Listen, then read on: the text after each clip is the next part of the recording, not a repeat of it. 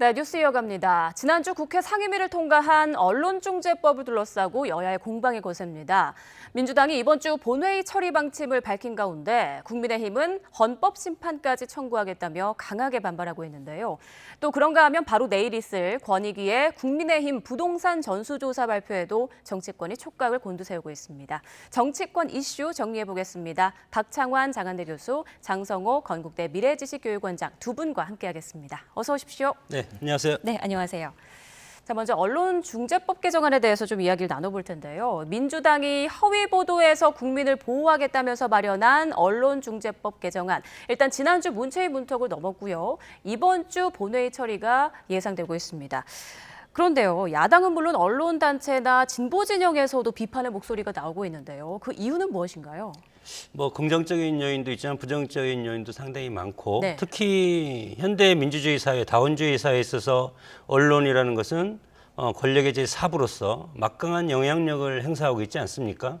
언론에서 팩트와 다른 것이 흘러나간다면 국민들은 그 언론에 나오는 보도 내용을 보고 그대로 사실인 것처럼 믿는 그리고 최근에 여러 가지 가짜 뉴스라든가 이런 허위 조작 보도나 사회적 폐해가 상당히 크지 않습니까? 예. 그럼에도 불구하고 야당들, 뭐 정의당이나 국민의힘 같이 야당들은 왜 이 언론 이번에 얘기한 것을 언론 통제법이라든가 언론 재갈법 또는 뭐 언론 말살법 여러 가지로 헌법 소원을 제기하기까지 지금 한다고 지금 하고 있지 않습니까? 예. 그런 것들은 언론의 비판, 발굴 기능 이런 것들은 여당보다도 야당이 훨씬 필요한 그런 무기가 될 수가 있고 언론에서 정부의 비판 기능 이런 것도 야당과 함께 같은 반열에서 할 수 있는 그런 포지션이 있기 때문에 야당은 언론의 여러 가지 자유로운 그런 취재라든가 보도 물론 여기에 대해서 부정적인 것도 다 공감을 할 수가 있겠지만 그럼에도 불구하고 최근에 뭐 여러 가지 그 5배 징벌적 손해배상이라든가 네. 그리고 언론사의 전년도 매출액이 배상액과 연동해서 한다든가 그리고 열람 차단 청구권 이런 것들은 언론을 재갈물 수 있다. 그래서 언론의 자유를 침해할 수가 있기 때문에 민주주의의 어떤 윤활유라든가 민주주의를 서포트하고 그리고 견제할 수 있는 그런 언론의 고유의 기능 이런 것들을 침해할 수 있다. 그렇게 보기 때문에 네. 야당과 그리고 정의당 일각에서 이거에 대해서 지금 반대 목소리가 상당히 크고 그리고 특히 지금 이제 민원연 같은 경우도 상당히 비판적 그런 논조가 상당히 강하지 않습니까? 그런 것들은 방금 제가 말씀드렸던 그런 세 가지 이유에서 언론이 자유롭게 어떤 취재를 하고 발굴하고 그것을 보도를 하면 나중에 이거에 대해서 뭐 징벌적 손해배상이라든가 여러 가지 불이익을 받을 가능성이 크기 때문에 언론의 자유를 침해할 가능성이 상당히 크다. 그렇기 때문에 야당을 비롯한 민원연 이런 쪽에서 지금 반대가 상당히 심한 것으로 보입니다. 네, 설명해 주신 대로 이제 가짜 뉴스를 보도한 언론사에 징벌적 손해배상제를 시행하겠다는 게 이제 골자인데요. 이번 언론중재법 개정안이 통과되면 이제 내년 대선을 앞두고 후보들 검증이 또 좀 위축되는 게 아니냐 이런 우려도 나오더라고요. 네, 사실은 이제 언론중재법을 둘러싸고 지금 이제 이슈화가 됐죠. 정치 이슈화가 됐습니다. 이거 공방을 보면은 크게 두 가지로 나눠볼 수 있어요. 하나는 내용과 관련된 겁니다. 그러니까 내용이 예를 들어 기준이 모호하다. 그러니까 악의적이고 고의적인 허위 사실에 대해서 이제 소위 말해서 이제 징벌적 손해배상을 하게끔 하겠다. 그리고 5배까지 하겠다. 이제 이런 거 아니겠습니까? 여기에 대해서는 언론 단체들이 주요하게 이제 반대를 하고 있는 거고요. 네. 이제 명분은 소위 말해서 아까 이제 앞에서 말씀하셨던 언론 자유가 위축된다. 이렇게 보고 있어요. 근데 정치권의 결은 조금 더 다릅니다. 정치권은 내용도 내용이지만 시기와 관련된 부분에 더 집중하는 것 같아요. 그러니까 지금 민주당 입장에서는 지지층 결집에 어떤 매개체 역할을 한다. 또 시기적으로는 대선을 앞두고 있고 또 25일이면은 상임위원장을 야당에 배분해 줘야 되는데 만약에 그때 그 상임위원장이 야당이 이제 법사위원장을 가져가게 되면 그 이후에는 통과하기 좀 어렵지 않느냐 이런 이제 계산들이 있는 거죠.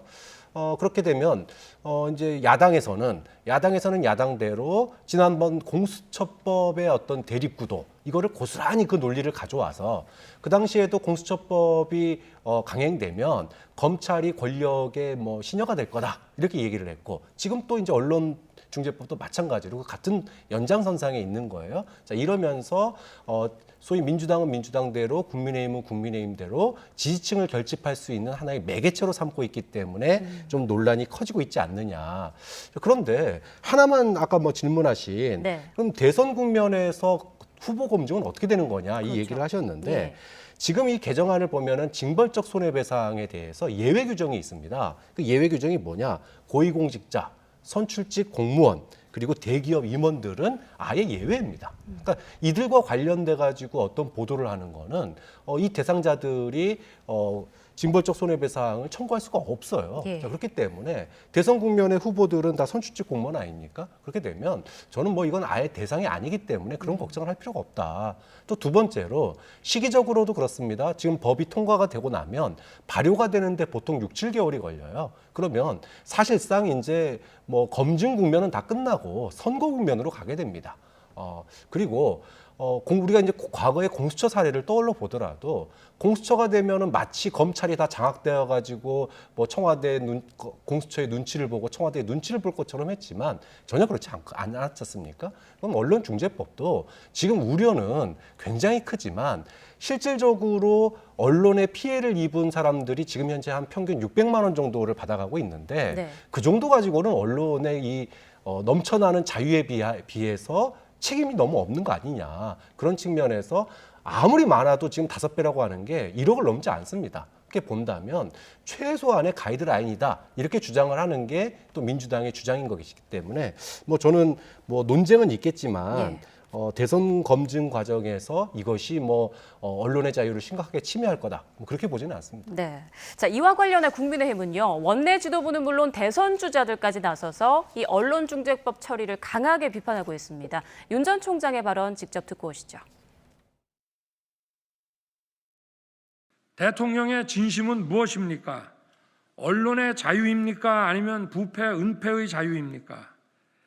대통령께서는 진정 이 나라의 민주주의를 위한다면 언론중재법 개정안의 추진을 당장 중단시키시기 바랍니다.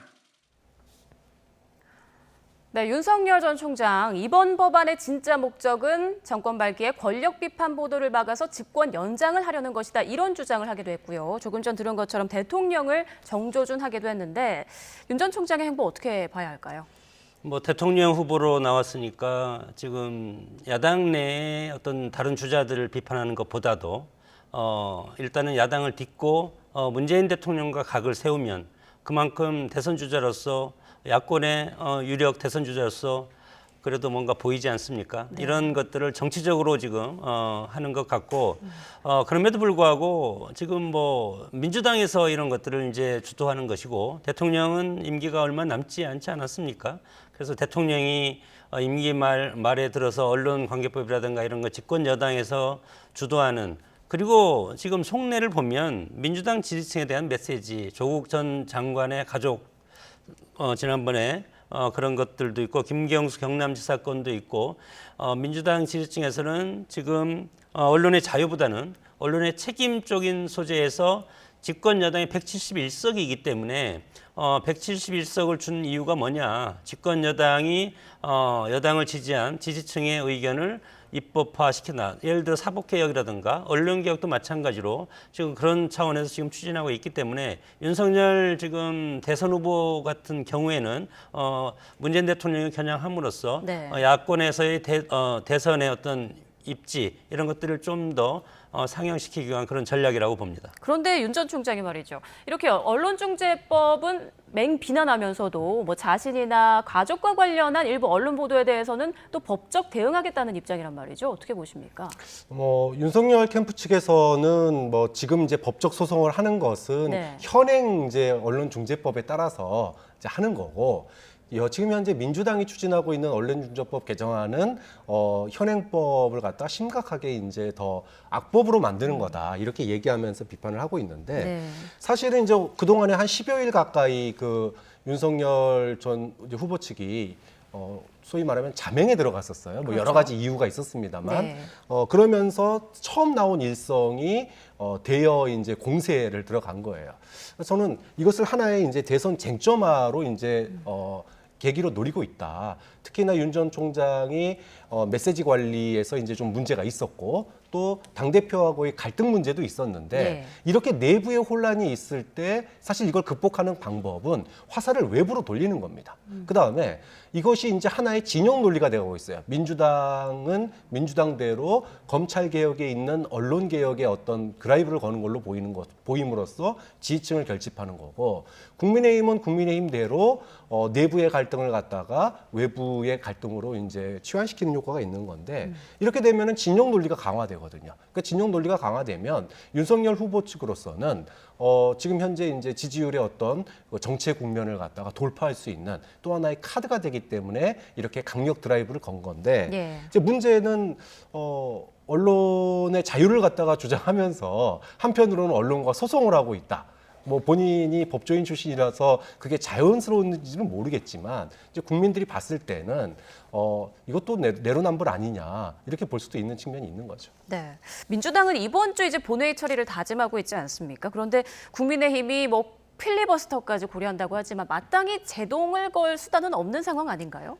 지난 공수처법도 마찬가지로 예. 여러 가지 다른 것들과 패키지를 해가면서 끝내는 통과시키지 않았습니까? 네. 그리고 이것을 민주당 집권당 입장에서는 개혁이라고 얘기를 하기 때문에 야당에서는 지난번처럼 필리버스터라든가 여야정 협의체의 불참 이런 정도, 그리고 지금 대선 주제라든가 당에서 상당히 비판적 논조로서 지금 여당을 비판하는 그런 방법밖에 지금 쓸 수가 없는 상황이고, 국회 의석도 지금 민주당이 171석이고 그리고 국민의힘은 101석 정도밖에 되지 않지 않습니까? 이런 네. 상황에서 지난번 공수처법과 마찬가지로 언론중재법은 25일 날 본회의에서 통과가 되는데 25일부터 7개 상임위가 국민의힘으로 넘어가지 않습니까? 그렇기 때문에 법제사법위원회를 24일 날 통과시키고 그리고 25일 날 본회의에 통과할 예정이고 그렇게 반드시 처리하리라고 생각이 듭니다. 그런데 원장님, 본회의 통과되면 국민의힘은 뭐 권한쟁의 심판을 또 청구하겠다 이런 방침을 밝혔단 말이죠. 이건 뭐 어떤 효과가 있는 카드인가요? 어떻게 보십니까? 글쎄 지난번 공수처법도 똑같은 방식으로 국민의힘이 했는데 마찬가지로 헌재에서 권한쟁의 심판은 지난번에도 판결한 것을 보면 네. 이것은 국회에서 본질적 기능이기 때문에 국회에서 결정 사항이다 이렇게 될 가능성이 상당히 크고 국회에서 다수당 그리고 다수결 과반 이상이 찬성한 것을 사법부에 뒤집기는 상당히 어렵다고 생각이 듭니다. 예. 그렇기 때문에 권한쟁의 심판에 간다 하더라도 마찬가지로 민주당의 어떤 결정을 뒤집기는 상당히 어려운 그런 상황이라고 봅니다. 네. 자, 다음 이슈로 좀 넘어가 보겠습니다. 내일 또 주목해야 할 것이 있는데요. 국민권익위원회가 국민의힘과 비교섭 정당의 부동산을 전수조사한 결과를 바로 내일 발표합니다. 소명 자료 제출 요구를 받은 국민의힘 의원 한 10명 안팎으로 지금 전해지고 있는데 파장은 어느 정도로 예상하세요? 사실은 이제 뭐 그동안에 부동산 관련돼서 여권의 어떤 내로남불에 대해서 야당이 질타를 해왔는데 이게 이제 부메랑이 돼서 야당으로 돌아올 가능성이 상당히 큽니다. 네. 사실은 이 전수조사 시작될 때 이준석 대표가 쿨하게 동의를 했지만 당내에서는 국민의힘 내부에서는 굉장히 우려를 했거든요.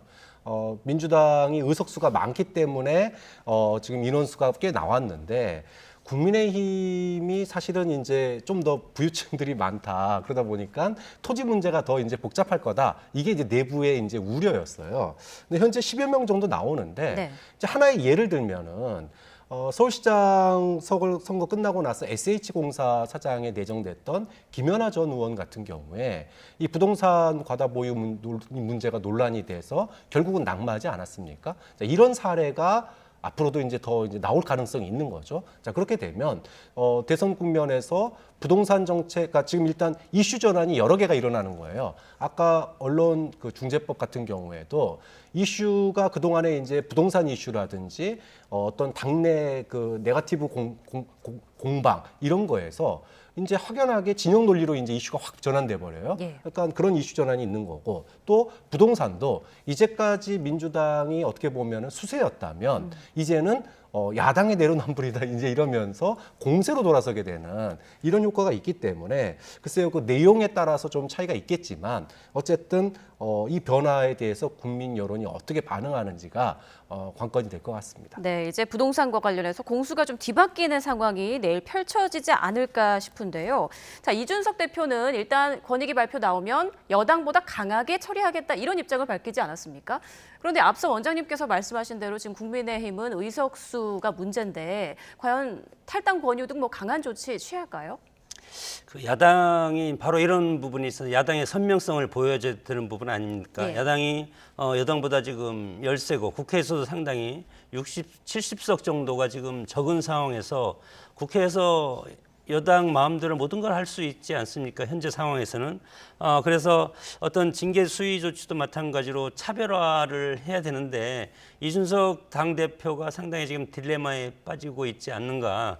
예를 들어서 지금 지난번에 민주당 같은 경우 12명을 탈당 권유를 했는데 그럼 탈당 권유보다 강한 것은 제명입니다. 네. 제명을 과연 할 수 있을까? 그리고 이것은 예를 들어서 지난번에 한 것도 무슨 명의 신탁 의혹 그리고 업무상 비밀 이용 의혹 이렇게 의혹으로 지금 탈당 권유를 했고 그것이 해소되면 다시 입당할 수 있다 그렇게 얘기를 했는데 마찬가지로 국민의힘은 그러면 일단은 명단에 나오면 다 제명시키고 그것이 해소되면 다시 복당을 시키고 그렇게 하면 되는데 그런데 의석수가 지금 101석밖에 없기 때문에 개헌 저지선에 딱 지금 다 있습니다. 네. 그래서 이것이 무너지면 개헌 저지선이 야당이 확보할 수가 없기 때문에 이준석 당대표는 마찬가지로 민주당처럼 탈당 권유를 하지 않을까 이렇게 전 전망을 하고 싶습니다. 그렇군요. 자, 민주당을 좀 보면 지난 6월에 부동산 의혹이 제기된 12명에 대해서 이제 탈당 권유 결정을 내렸었는데 실제로 한번 봤더니 탈당한 의원은 없고 비례대표 2명을 제명했는데 이마저도 의원직은 유지하고 있단 말이죠. 이 부분에 대한 지적이 좀 나오던데요. 네, 사실은 이제 부동산 논란에 대해서 민주당이 이제 내로남불 프레임에 빠졌잖아요. 그러니까 이걸 벗어나기 위해서 탈당 권유라고 하는 그리고 소위 말해서 이제 그 비례에 대해서는 강제로 이제 내보냈지만 그마저도 이제 의원직 예를 들어 이제 징계를 해서 의원직을 사퇴하게 하는 게 아니라 의원직을 유지하게 해줬고 그럼 사실상 나가더라도 뭐 민주당 우군으로 남아 있는 거죠. 또 1심 판결 없이 사실은 탈당 권유를 할 수밖에 없는 게 이게 한계가 있는 거죠. 1심에서 예를 들어 유죄 판결이 났다. 그러면은 제명 조치하면 됩니다. 네. 그런데 1심 판결이 없는 상태였어요. 그러니까 어떻게 보면 상징적 제스처였다. 뭐 이렇게 볼 수밖에 없는 거고 야당도 마찬가지입니다. 이준석 대표도 민주당보다 더 센 조치를 하겠다 그랬는데 지금 이준석 대표의 리더십이 위기 상태예요. 자, 이런 상태에서 제명을 하려면 과거에 우리가 5.18 망언했던 의원들 뭐 탈당시키겠다 그랬는데 결국은 의원총회에서 제명이 안 됐단 말이에요. 그러면 지금 만약에 부동산 문제로 제명시키려고 의원총회 열면 과연 의원총회에서 이준석 대표의 뜻이 관철될 수 있을까? 저는 어렵다고 보거든요. 왜냐하면 이 의원들이 각 캠프에 또 지금 발을 들여놓고 있습니다. 그러면 이 캠프에 손해가 바로 와요. 불이익이 미친다는 거죠. 네. 자, 그렇게 되기 때문에 가뜩이나 의원도 보호 안 하더니 후보도 보호 안 하더니 이제 의원마저도 보호 안 하냐 이런 식의 이제 반발이 나올 경우에 당대표 리더십은 이제 더 없어지는 겁니다. 자, 그렇게 되기 때문에 지금 민주당 조치도 상징적 조치로 끝나는 거고 국민의힘도 논란은 있겠지만 서로 정쟁만 주고받다가 결국은 또 상징적 조치로 끝나는 거 아니냐. 그렇게 보면 결국은 여야 모두가 국민들 눈초리를 봐서 부동산 문제를 가지고 정말 뭐 욕하고 싸우고 그러지만 내실 들여다보면 그런 문제로 인해서 뺏짓다는 사람 아무도 없더라. 결국은 예. 쇼 아니냐 이런 비판을 여야 모두 좀 면하기 어려운 게 현재의 상황 아닌가 좀 그런 점에서 뭐 국민의힘이 앞으로 이 문제를 어떻게 헤쳐나갈지 민주당과의 차별성을 어떻게 보여줄지 예. 좀 그런 부분들은 눈여겨볼 부분인 것 같습니다. 네, 그래야겠네요. 자, 조금 전 이준석 대표의 리더십이 위기에 있다 이런 말씀 해주셨는데, 자, 그럼 국민의힘 경선 관련 갈등 상황을 좀 짚어보겠습니다.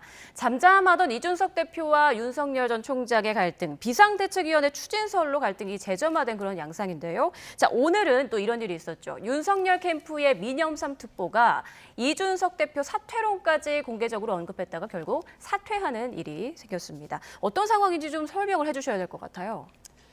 그러니까 이제 그 민영삼 특보 같은 경우는 과거에 이제 민주당에서 당직 생활을 하다가 목포시장도 출마를 했었고 그러다가 지금 이제 뭐 다른 종편에서 쭉 보수적인 논조로 지금까지 했고, 그리고 이번에 저는 뭐 개인적으로 몰랐습니다만 윤석열 캠프의 국민통합 특보로 이렇게 이제 내정에서 활동하고 있었는데, 네.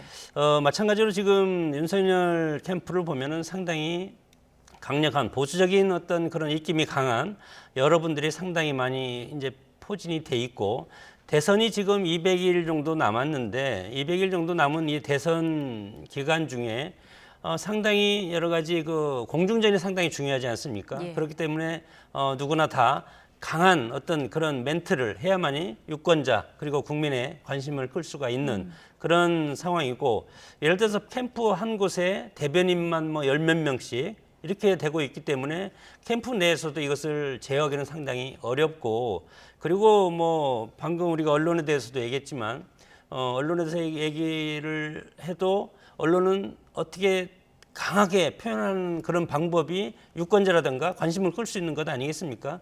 이런 상황에서 민영삼 특보가 SNS에 뭐 예를 들어서 유승민 캠프로 가라, 이런 것들은 사실은 유승민 캠프 이외의 캠프에서는 뭐 이준석 그 당 대표가 과거에 했던 유승민 후보와의 그런 관계, 이런 것들을 지금 상당히 공정성에 문제가 있다 이렇게 지금 보고 있기 때문에 이런 것들을 견제하는 차원에서 SNS상에서 이제 공격을 했는데, 네. 이것이 지금 대선 국면 아니겠습니까? 그렇죠. 그리고 여기에는 국민참여 특보로 이렇게 같이 이제 하는 어떤 중요한 자리에 있기 때문에 일단은 당직이 아니고 여러 가지 그 당내 캠프의 어떤 보직을 이제 사퇴하고 그리고 이제 이제 홀가분하다 뭐 그런 표현도 오늘 했다고 하는데, 그렇기 때문에 지금 지난번에 또 뭐 강한 얘기를 다른 캠프에서도 많이 하고 있고, 그런 것들은 캠프 내부에서도 상당히 치열한 지금 경쟁이 이루어지고 있습니다.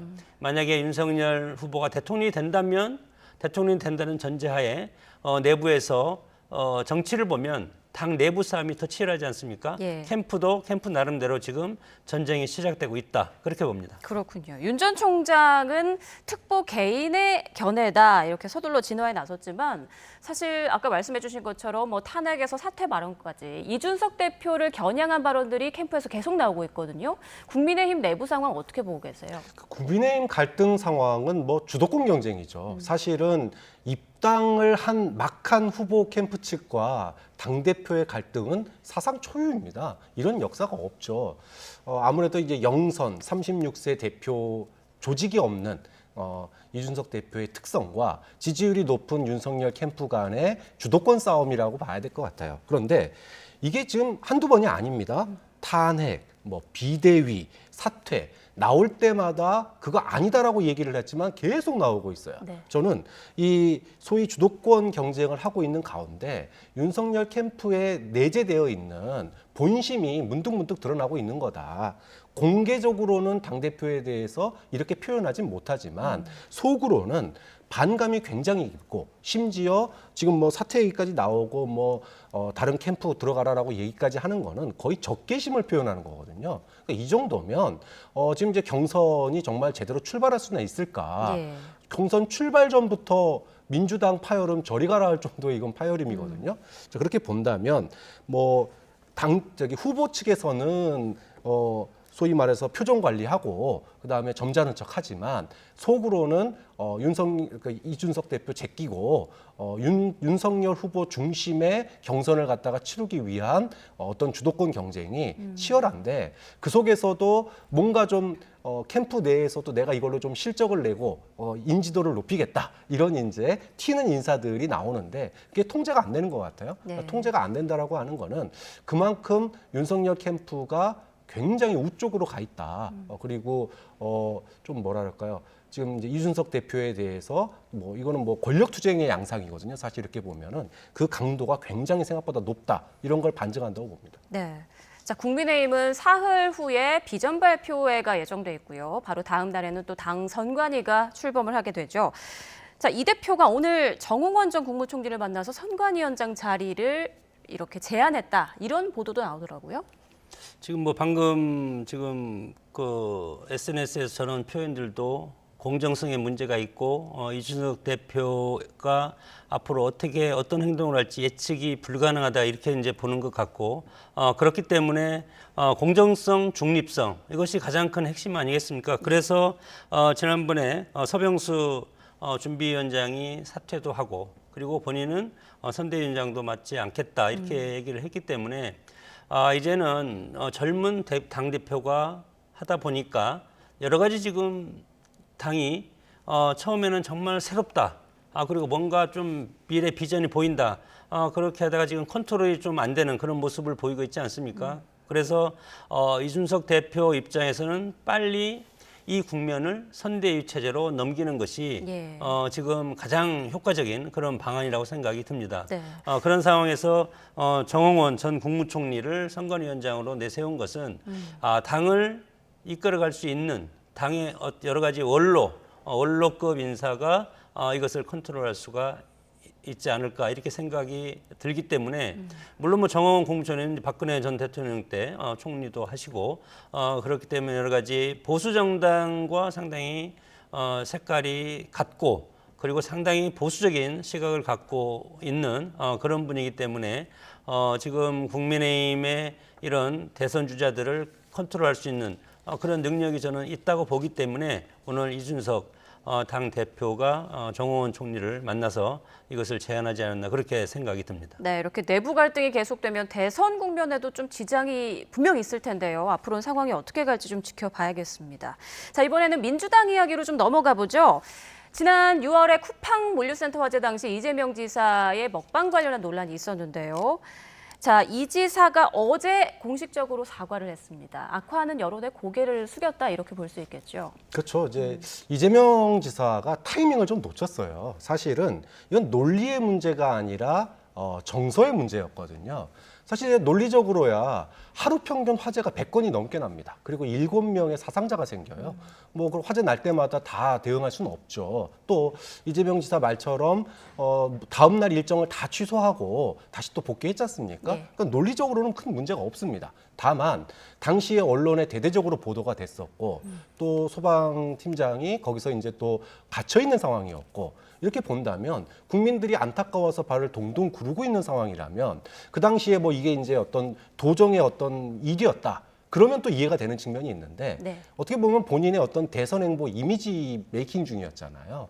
그렇다면 내가 좀 더 민감하게 또 서둘렀어야 되는데 지금 돌이켜 보니 후회된다. 죄송하다. 사실 이랬으면 쉽게 넘어갈 수 있는 문제였는데 이걸 갖다가 논리적으로 대응을 하다 보니까 아니 그 온 국민들이 다 발 동동 구르고 있을 때 떡볶이 찍고 있어? 먹는 거? 먹방 찍고 있어? 근데 거기에 대해서 사과 한마디 안 해? 이러니까 오히려 더 괘씸죄가 추가가 되는 거예요. 좀 그런 측면에서 이재명 지사가 타이밍을 좀 놓쳤는데 마치 이제 형수 욕설 논란 때는 지금 무조건 90도 폴더잖아요. 네. 무조건 잘못했다고 얘기하지 않습니까? 근데 그거는 이제 정서적인 해명도 많이 했지만 정서적인 측면의 접근이거든요. 그렇게 본다면 이재명 지사가 이번에는 좀 타이밍을 좀 놓쳤다 그런 평가를 하고 싶습니다. 네, 자 이쯤에서 이재명 지사 지지율을 좀 확인해 보겠습니다. 그래픽 함께 보시죠. 자, 지금 보면 윤석열 전 총장과의 가상 양자 대결을 보면 두 자릿수 차로 앞서가고 있습니다. 그리고 옆에 이낙연, 윤석열 후보 양자 대결에서는 지지율이 똑같이 나왔습니다. 자, 이런 추세 어떻게 분석하시는지 두 분 모두의 의견 좀 들어보고 싶네요. 지금 이재명 지사가 상당히 1위를 오랫동안 지금 수상하고 있지 않습니까? 거기에다가 그 윤석열 후보 같은 경우는 올라갔다가 지금 떨어지는, 그리고 이낙연 후보도 마찬가지로 처음에는 60%까지 갔다가 그다음에 10몇 프로까지 내려갔다가 다시 올라가고 또 다시 떨어지고 있는 그런 상황인데, 지금 이재명 지사가 정책 행보를 지금 시작하고 있지 않습니까? 네. 물론 다른 후보들도 마찬가지지만 인지도를 지금은 지지도로 바꾸는 그런 전환하는 과정이 상당히 필요하다.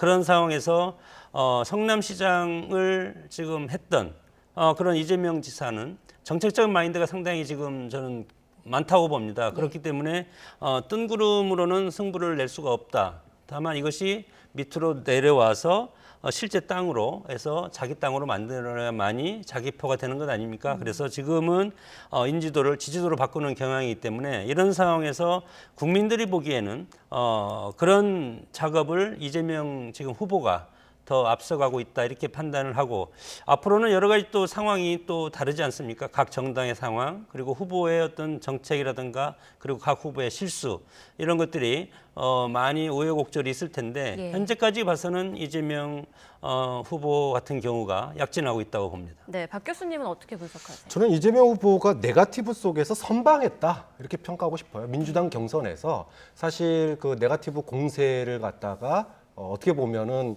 잘 대처했기 때문에 뭐 지지율을 유지하고 있는 거라고 봐요. 사실은 이 양자 대결에서 주목할 점은 이재명의 상승이 아니라 윤석열의 하락이라고 봅니다. 사실 윤석열의 이런 극적인 과거에 이제 50%가 넘었던 양자 대결에서 34%까지 떨어졌다라고 하는 거는 사실은 이제 지지층의 이제 하락뿐만이 아니라 중도층도 흔들리는 거거든요. 그렇게 본다면 윤석열의 하락이 이재명의 어떤 그 상승, 그러니까 뭐 그 소위 유지 또는 이제 약간 우상승 이 정도로 이어진 거지, 이재명 지사가 특별하게 어떤 이슈를 갖다가 지난 기간 동안에 한 달 사이에 새롭게 이슈를 제기한 건 없거든요. 그렇게 보면 윤석열의 하락이 눈에 띄는 거다. 그런데 이낙연 후보는 왜 그러면은 윤석열을 이기지 못하는가? 이 부분을 봐야 되는데 뭐 지지도의 문제도 있겠습니다. 그런데 저는 네거티브의 한계라고 봐요. 그리고 두 번째는 총리 출신 여당 후보는요. 구체적이어야 됩니다. 그러니까 야당은 뭉뚱그려서 추상적으로 얘기해도 거기에는 막연한 미래에 대한 기대감이 존재하지만 여당은 그렇지가 않아요. 여당 후보는. 그러니까 예를 들어 문재인 정부의 약점을 넘어서는 어떤 이슈, 정책 이슈를 제기하거나 또는 어떤 캠페인, 그 네거티브가 됐든 뭐가 됐든 그걸 강력하게 주도하거나 이런 게 있어야 되는데, 사실은 당내에서의 캠페인은 주도했지만 반윤석열 캠페인은 그렇게 강도 높게 진행하지 못했거든요. 또 그다음에 문재인 정부 총리 출신 아닙니까? 그러면 문재인 정부의 약점을 갖다가 보완할 수 있는, 그래서 내가 대통령이 되면 마저 못했던 이런 부분들을 이런 방법으로 끌고 가겠다라고 하는 거를 부각시켜야 되는데, 지난 경선 과정에서 네거티브만 부각됐지 소위 정책은 부각이 안 됐단 말이에요. 그러다 보니까 여당 내의 야당이었던 이재명 후보는 지지율을 유지하고 있는 반면에 이낙연 후보는 윤석열의 하락에도 불구하고 그것을 넘어서는 그런 그 지지율 양자 대결 결과를 이끌어내지 못한 거 아니냐, 좀 이런 평가를 하고 싶습니다. 뭐 저도 이제 한 가지 또 좀 추가적으로 말씀을 드리고 싶은데, 중도층 싸움에서 이재명 지사가 앞서고 있다고 봅니다. 지금 네. 대선이 가까우기 때문에 중도층이 점차 표심을 지금 정하고 있지 않습니까?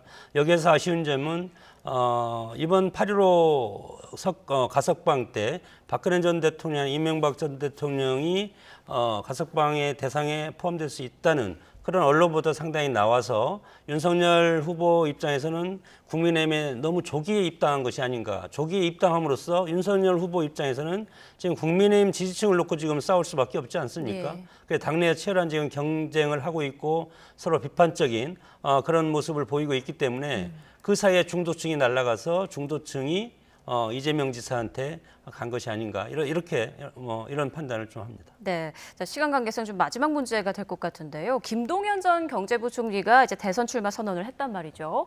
기존 정치권에 숟가락 얹지 않겠다라면서 이제 독자 행보를 선언했는데, 사실 우리 정치판에서 제3지대가 살아남기는 좀 힘든 구조지 않습니까? 그쵸. 어떻게 예상하십니까? 뭐 제3지대에서 모르겠습니다. 앞으로 뭐 어떤 정책과 어떤 이슈몰이를 할지 모르겠지만 사실 지금 양강 구도로 가고 있는 거야. 소위 거대 양당의 정치가 계속 이어지고 대선도 그렇게 갈 가능성이 매우 높아요. 예. 그런데 저는 그 김동연 전 부총리가 하나 좀 방법을 본다 그러면은 지금 윤석열 후보도 그렇고 이재명 후보도 그렇고 여야의 주요 후보들에 대해서 소위 그 호감도보다 비호감도가 높은 경우가 굉장히 많습니다. 그만큼 지금 후보군 전체의 비호감도가 조금씩 올라가고 있는 국면이에요. 그러니까 이 부분을 어떻게 파고들 것이냐, 또 파고들어서 어떤 이슈로 소위 그 선거 막판에 캐스팅 보드를 줄 수 있느냐.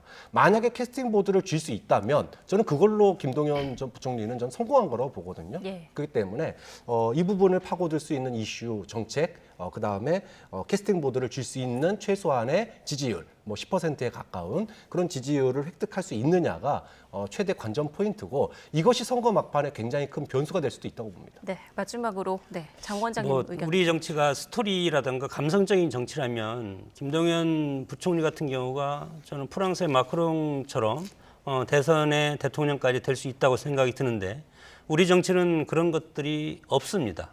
그래서 극단적인 정치라든가 상살의 정치에 익숙하고 그런 것들을 다른 말로 하면 진영 논리에 익숙해 있는 그런 정치를 하기 때문에 양대 패권이 상당히 강하지 않습니까? 지역적으로도 그렇고 그리고 개파 보수주의에 익숙한 그런 상황에서 양대 거대 정당이 그런 행태를 보이고 있기 때문에 네. 제3지대에서 이런 신선한 모습을 유권자들이 봐줄 그리고 언론이 이거에 대해서 스포트라이트를 해줄 그런 여유가 없기 때문에 예. 상당히 제3지대가 어렵다고 봅니다. 네, 알겠습니다. 오늘 말씀은 여기까지 듣겠습니다. 지금까지 박창환 장한대 교수, 장성호 건국대 미래지식교육원장 두 분과 정치권 소식 알아봤습니다. 고맙습니다.